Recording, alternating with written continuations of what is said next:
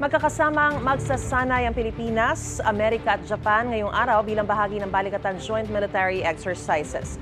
Gamit nila rito ang halos lahat ng assets ng Armed Forces of the Philippines at mga ipinadalang gamit ng ibang bansa.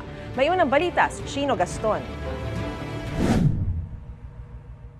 Maglalayag ang mga barko ng US Navy, Pilipinas, Japan Self-Defense Force at US Coast Guard bilang bahagi ng Balikatan Joint Military Exercises. Kasama rin sa Multilateral Maritime Event o MME ang BRP Gabriela Silang ng Philippine Coast Guard, BRP Ramon Alcaraz at Apolinario Mabini ng Philippine Navy. Kabilang sa pagsasanayan ang cross-deck operations o ang paglapag ng mga helicopter ng mga kaalyadong bansa sa landing deck ng mga barko ng Pilipinas. Susundan ito ng live fire gunnery exercises sa dagat kung saan isang floating target ang pupuntiryahin. Isa sa mga huling pagsasanay ang pagkakarga ng langis o pag-refuel ng mga barko habang naglalayag. Magsasanay rin sa search and rescue scenario bilang paghahanda sa pagsagip ng mga crew sakaling may lumubog na barko.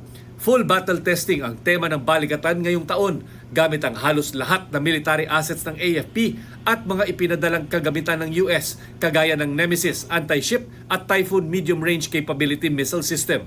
Isa rin sa mga pakay ng Balikatan Joint Military Exercises ang palakasin ang kakayahan ng Pilipinas na idepensa ang sarili nitong teritoryo at ang mga US equipment na dumaraan o mananatili dito ay tanda na hindi lamang hanggang salita ang suportang ibibigay ng mga kaalyadong bansa sa Pilipinas. Ito ang unang balita, Chino Gaston, para sa GMA Integrated News. Gusto mo bang mauna sa mga balita? Mag-subscribe na sa GMA Integrated News sa YouTube at tumutok sa unang balita.